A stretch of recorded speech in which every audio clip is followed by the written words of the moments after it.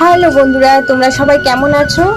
আশা করছি তোমরা ভালো আছো আর আমিও ভালো রয়েছি। তো আজকে আমি এই যে রান্না করছি, তো এখন ভাবছি ডিম।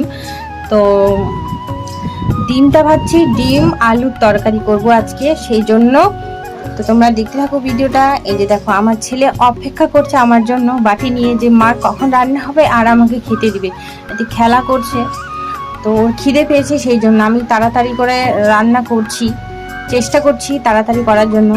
আগে রান্নাটা হলে আমি আমার ছেলেকেই আগে খাওয়াবো। তো আজকে আমার দেরি হয়ে গেছে রান্না করতে, দুপুরে রান্না করিনি, এখন 2:30 বাজে আমি রান্না করছি। তো রান্নাটা হলেই আমি ছেলেকে খাওয়াবো। তাড়াতাড়ি করে ডিম আলু তরকারিটা আমি করছি। এই যে হয়ে গেল। তো ছেলে দেখো কি করছে, এই যে বসে অপেক্ষা করছে আমার জন্য। তো ভাবছে যে মা আমাকে কখন খেতে দিবে, ওর খিদা পেয়ে গেছে। তারপরে ও